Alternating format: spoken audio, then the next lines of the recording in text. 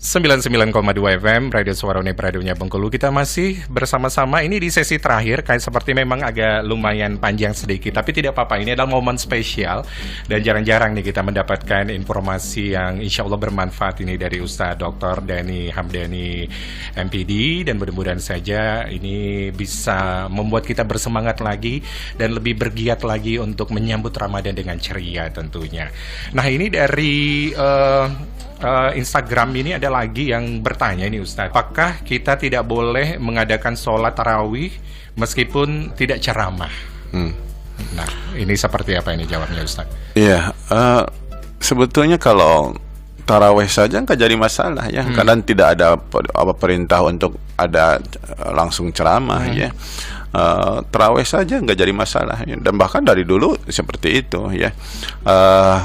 Adanya diadakan ceramah ketika misalnya harus ngumpul di masjid ada tausiah, karena memanfaatkan di saat orang ngumpul disampaikan pesan-pesan ya, itu ada ceramah untuk variatif kegiatan, karena mungkin ada orang yang nggak siap kalau hanya sholat saja. Kalau perintahnya itu dalam Al-Quran, dalam hadis ya, sholat malamnya aja, sholat tarawihnya aja ya, man qoma ramadhana imanan wahtisaban, barang siapa yang mendirikan sholat malam tarawih di bulan Ramadan, maka akan diampuni dosa-dosanya. Nah itu jadi tidak jadi masalah, silakan dengan tidak ada ceramah langsung tarawih, nggak jadi masalah. Yang penting juga tingkatkan kualitas tarawihnya ya, kualitas tarawihnya dengan tumaninah, dan juga jangan seperti mengejar target setoran gitu ya, 11 rakaat sangat cepat, butuh tumanina. Karena ya sholat itu dalam bahasa Arab artinya doa. Setiap sholat pasti doa, tapi tidak setiap doa sholat ya. Yang namanya doa meminta, kira-kira bagaimana sikap kita? Jangan terburu-buru. Itu ya. Jadi dan ini optimalkan tadi, karena tidak ada ceramah mungkin bisa sholat tarawihnya lebih tumaninah lagi, lebih kualitas lagi. Oke.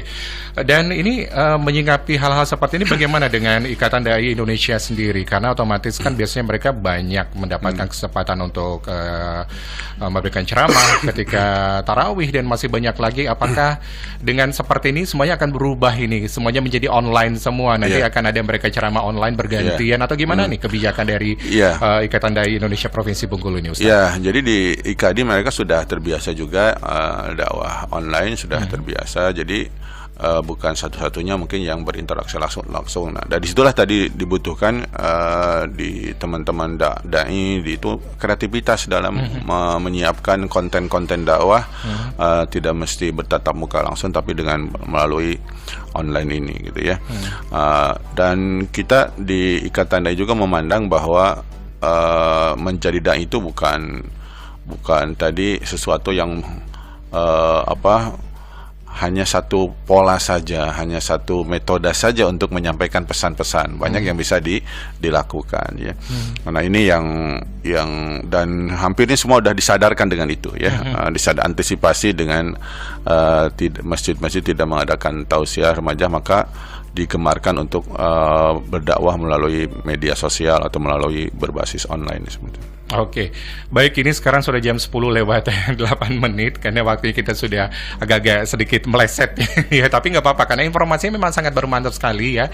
Akademi Bengkulu, mungkin yang terakhir nih Ustadz, ini kembali lagi nih bagaimana kita menyikapi segala sesuatu cobaan atau ujian ini dengan sesuatu yang positif. Pasti ada hikmah yang bisa kita ambil dari semua cobaan ini, apalagi kita akan memasuki bulan suci Ramadan, dan bisa jadi kita juga melihat semua hikmah ini banyak peluang-peluang yang bisa kita dapatkan yang selama ini mungkin mempunyai hobi memasak, akhirnya mereka memasak dan bisa berjualan, akhirnya bisa menambah perekonomian keluarga, karena bisa dibilang banyak sektor yang benar-benar terpukul, bakalan zero pendapatan mereka, seperti mereka yang bekerja di event organizer, tidak adanya orang yang menikah sekarang ini, otomatis nggak ada catering, nggak ada orang yang tukang angkat-angkat semuanya, dan segala bidang banyak yang zero ini. Nah, bagaimana bersikap supaya tidak panik dan tidak cemas, karena ini akan terus berlanjut sampai beberapa bulan ke depan.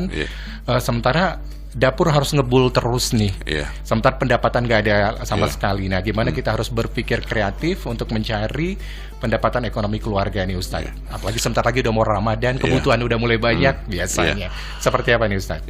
Jadi kita lakukan dua pendekatan tadi ya. Ada hal yang terkait dengan konsumtif, ada terkait dengan produktif. Ya. Bagi mungkin tadi yang terpapar, ya, karena tadi bisnisnya yang terkait dengan mengumpulkan orang banyak tadi, akan organizer wedding, itu sangat, kemudian ada usaha-usaha gitu, maka itu ada upaya tadi, semua kita harus peduli. Ya, kiri kanan kita dilihat, ya. Saat kita saling membantu, ya, saling peduli gitu, ya, sehingga tidak ada yang tidak makan, tidak ada yang tidak bisa menyambut dengan, tidak ada yang bisa buka misalnya gara-gara tidak ada makanan. Nah, itu harus tadi menuntut kepedulian. Saat inilah saat yang tepat kita bagi yang punya kelebihan untuk mendapatkan saling membantu, saling peduli. Kami kemarin dalam sebuah rapat di kelompok bisnis, ya, kelompok perusahaan, ada yang perusahaan yang hanya bisa bertahan 2 bulan, ya, ada yang sampai 3-5 bulan, ada yang 8 bulan dari bisnisnya itu. Tadi dari situ juga ada memetakan mengalihkan kegiatan itu tetap bisa berpenghasilan, misalnya kan. Ada sebuah komoditas bisnis, misalnya rumah akekah, ya. Dulu rumah akekah itu dia tidak bisa tadi, ya, sekarang gitu kan, mengumpulkan orang banyak akekah segala macam. Nah, akhirnya apa, untuk tetap dia berproduksi, mengalih kepada misalnya semuanya alih dengan online untuk bisnis ayam kekep gitu kan, yang bisa bertahan lama, sehingga tetap menghasilkan. Nah, jadi bisa jadi sekarang manfaatkan tadi bisnis online yang tadinya mungkin punya hobi masak, dijualan secara langsung, nah maka gemarkan online misalnya, minta fasilitasi digital marketingnya dibudayakan. Karena sekarang luar biasa banyak yang di ojol-ojol yang ojek online itu justru memanfaatkan itu jadi lebih ramai gitu, karena pesan makanan bisa lewat seperti itu. Nah, jadi ini penting juga untuk kita punya tadi kreativitas. Nah, bagi yang tidak punya sama sekali, udah mentok nih, nah, itulah tuntutan kepedulian kita untuk saling membantu, saling peduli gitu. Jangan sampai ada yang tidak makan, ya, di bulan Ramadan, atau juga kalau bisa saling membantu gitu, ya, saling membantu. Dan inilah kewajiban kita untuk saling peduli di bulan Ramadan ini, ya, mungkin di dalam suasana musibah ini, konflik ini, ya. Dan insya Allah kita yakin Allah tidak mungkin menzolimi hambanya, tidak mungkin. Pasti di balik itu, misalnya begini, kalau kita ingin ketika memanah, ya, ketika ingin busurnya itu melesat jauh, maka ditarik mundurnya harus kuat, kan gitu. Menariknya itu harus kuat ke belakang, baru melesatnya jauh. Kadang kita mungkin harus dibangkrutkan dulu, Allah dimundurkan dulu usahanya, tapi tiba-tiba nanti melesat jauh. Jadi kita pandang bahwa tetap kita positif, ya, yang positive thinking tadi, husnuzon billah, bersangka baik kepada Allah, nanti yang dapat kebaikan tadi. Tapi kalau berburuk sangka, yang dapat keburukan. Nah, itu seperti itu. Ini berlaku juga mungkin untuk mereka yang sekarang sudah dirumahkan, gaji mereka dipangkas setengah, atau mungkin tidak mendapat gaji sama sekali, termasuk juga biasanya THR dapat, sekarang udah nggak ada sama sekali. Dan ini mungkin itu tadi, ya, merupakan satu cobaan yang mungkin Allah tidak akan memberikan cobaan melebihi dari kekuatan manusia itu sendiri atau menghadapi. Pasti Allah itu seperti begini, ya. Kalau kita pelajar SMP, pasti ketika ujian diberikan soal SMP, ya gitu. Kalau kita SMA, pasti ujiannya soalnya SMA. Kalau kita SMP diberikan soal SMA, berarti zalim. Dan Allah tidak mungkin memberikan ujian yang di luar batas kesanggupannya. La yukallifullahu nafsan illa wus'aha. Maka kita pun berdoa, Rabbana wala tuhammilna ma la taqata lana bi. Ya Allah, jangan Engkau bebankan ujian kepada kami yang kami tidak sanggup. Silakan diuji apa saja asal kami sanggup. Kita yakin. Artinya jangan sampai kita meminta ringan beban, tapi bagaimana kita diberikan kekuatan punggung untuk memikul beban. Nah, itu insya Allah seperti itu. Ya, dengan adanya musibah-musibah, kita yakin, ya. Tinggal tadi sikap kita mensikapinya. Gitu, ya. Oke.